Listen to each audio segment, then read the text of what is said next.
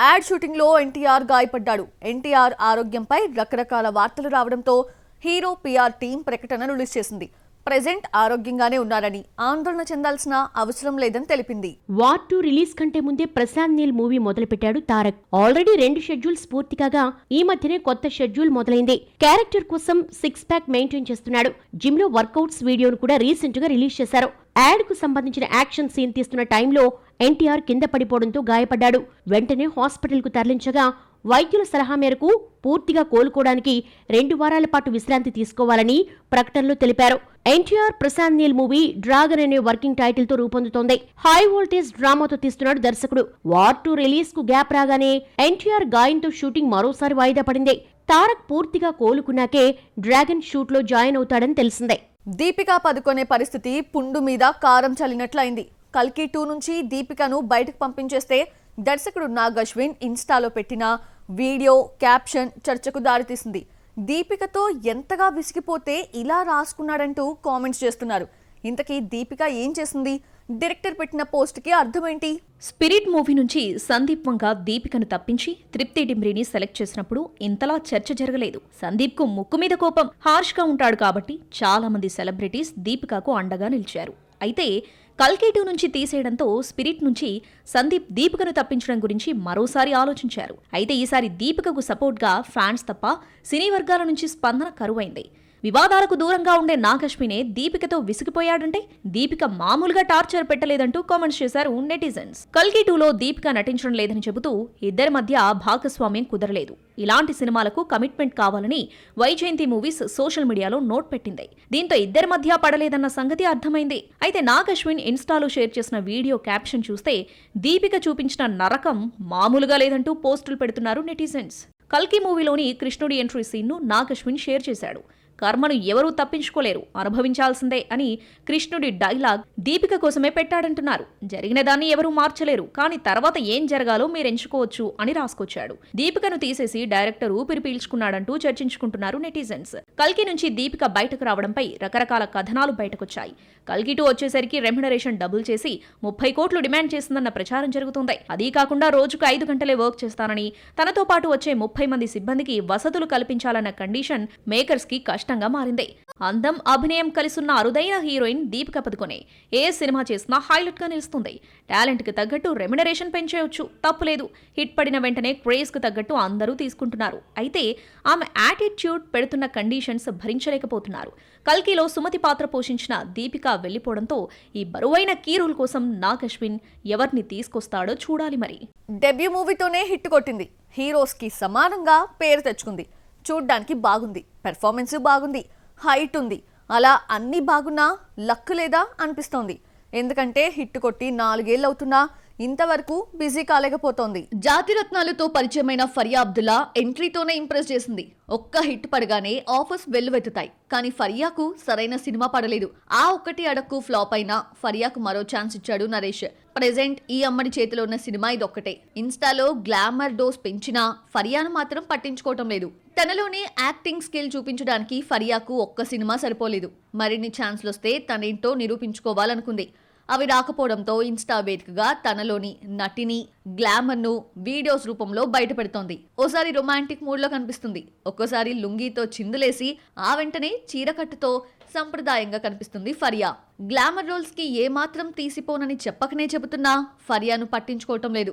జాతిరత్నాలోకి sequel ఉంటుందని announce చేశారు. మొదటి భాగంలో నటించిన హీరో హీరోయిన్సే సీక్వెల్ లోనూ ఉంటారు. ఈ లెక్కన జాతిరత్నాలు 2లో ఫరియా బెట్ కన్ఫర్మ్. సినిమా మొదలు కావడానికి చాలా టైం ఉంది. ఈలోగా 1-2 ఆఫర్స్ వస్తాయన్న ఆశతో ఉంది హైదరాబాదీ అమ్మాయి.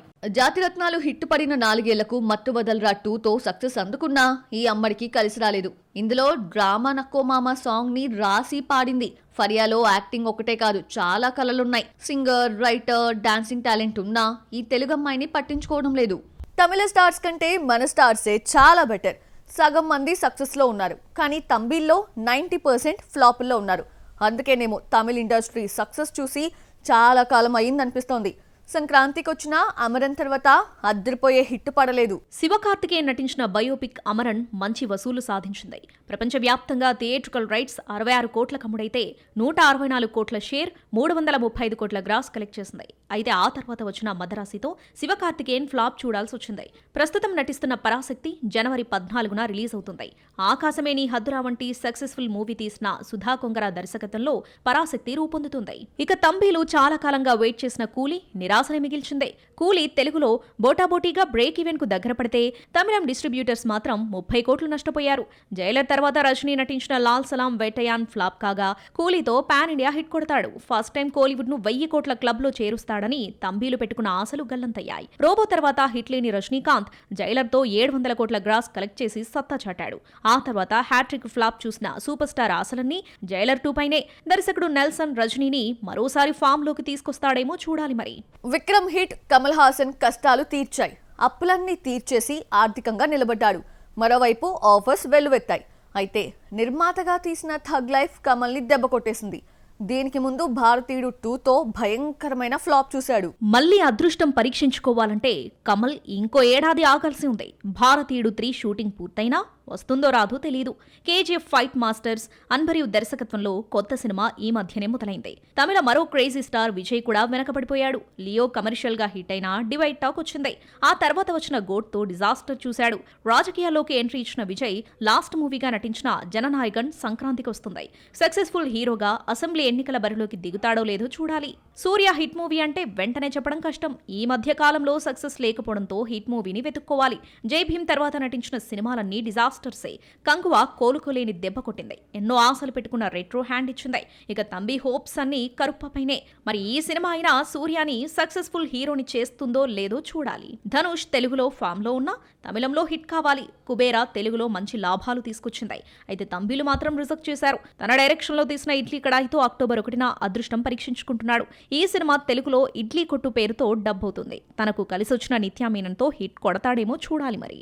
200 కోట్ల సినిమాలు హనుమాన్, మిరాయ్తో సెన్సేషనల్ హీరోగా మారిన తేజ సజ్జా కొత్త కథలను పక్కన పెట్టేశాడు. ఆల్రెడీ హిట్ ఇచ్చిన కథల సీక్వెల్స్లో మాత్రమే నటించాలి అని డిసైడ్ అయ్యారు. తేజు ఎందుకు వరుస పెట్టి సీక్వెల్స్లో మాత్రమే నటిస్తున్నాడు? దీని వెనక్కున్న ఐడియా ఏంటి చూద్దామా? మిరాయ్తో మరోసారి పాన్ ఇండియా హిట్ అందుకున్న కుర్ర హీరో తేజ సజ్జా నెక్స్ట్ ఏ మూవీ చేస్తున్నాడో రివీల్ చేశాడు. చేతిలో వరుసపెట్టి 3 సినిమాలున్నాయి. అయితే ఇవన్నీ ఆయన హిట్స్ కు సీక్వెల్స్ కావడం విశేషం. రీసెంట్ గా ఇంటర్వ్యూలో తన అప్కమింగ్ ప్రాజెక్ట్స్ గురించి ఆసక్తికరమైన విషయాలు పంచుకున్నాడు. మిరాయి క్లైమాక్స్ లో పేర్లు పడటంతో సినిమా అయిపోయింది అనుకుని చాలా మంది వెళ్లిపోగా 2 నిమిషాల తర్వాత సీక్వెల్ ప్రకటించాడు దర్శకుడు కార్తిక్. ఇందులో రానా విలన్ గా కనిపిస్తూ గోల్డ్ కాన్సెప్ట్ తో కనిపించాడు. సీక్వెల్ కు మిరాయి జైత్రయ అన్న పేరు పెట్టాడు. సీక్వెల్ కు సంబంధించిన స్క్రిప్ట్ ఇంకా రానాకు చెప్పలేదని, ఇందులో సర్ప్రైజ్ ఇచ్చే ఐడియాస్ చాలా ఉన్నాయన్నాడు తేజ. హనుమాన్ సీక్వెల్ గా జై హనుమాన్ వెంటనే మొదలు కావాల్సి ఉంది. హనుమాన్ 2024లో రిలీజ్ అయితే 2025లో జై హనుమాన్ వస్తుందని డైరెక్టర్ ప్రకటించినా ఇంతవరకు మొదలు కాలేదు. ప్రశాంత్ వర్మ ఇతర ప్రాజెక్టులపై దృష్టి పెట్టాడు. బాలయ్య కొడుకు మోక్షజ్ఞతో అనుకున్న సినిమా క్యాన్సిల్ అయింది. జై హనుమాన్ లో టైటిల్ రోల్ ను రిషబ్ శెట్టి పోషిస్తున్నాడని తెలుపుతూ గ్లిమ్స్ రిలీజ్ చేశారు. ప్రశాంత్ వర్మ రిషబ్ శెట్టి కమిట్మెంట్స్ పూర్తి కాగానే జై హనుమాన్ పూర్తవుతుందని తేజ చెప్పాడు. తేజ జాంబిరెడ్డి మూవీతో ఫస్ట్ హిట్ అందుకున్నాడు. మిరాయి తర్వాత జాంబిరెడ్డి సీక్వెల్ సెట్స్ పైకి వచ్చే అవకాశం ఉంది. జాంబిరెడ్డి 2లోని విజువల్స్ ఆడియన్స్ ను మరో ప్రపంచంలోకి తీసుకెళ్తాయని, కామెడీ యాక్షన్ థ్రిల్లర్ గా సినిమా ఉంటుందన్నాడు తేజ. బాక్సాఫీస్ లో మరికొన్ని అప్డేట్స్ ఇప్పుడు చూద్దాం. ఐశ్వర్య రాజేష్, అర్జున్ ముఖ్య పాత్రలో రూపొందిన మఫ్టీ పోలీస్ టీజర్ ను విడుదల చేశారు. దినేష్ లక్ష్మణన్ దర్శకత్వంలో ఈ సినిమా రూపొందుతోంది. యూత్ ను టార్గెట్ చేసే క్రమంలో కిరణ్ అబ్బవరం బోల్డ్ డైలాగ్స్ తో ముందుకొచ్చాడు. కొత్త సినిమాకే ర్యాంప్ టీజర్ ను రిలీజ్ చేశారు. ఈ సినిమా అక్టోబర్ 18న విడుదలవుతుంది. దసరా బరిలో దిగుతున్న pan India movie Kantara chapter 1 trailer ను 22న రిలీజ్ చేస్తున్నట్టు మేకర్స్ ప్రకటించారు. ఈ సినిమా అక్టోబర్ 2న విడుదలవుతుంది.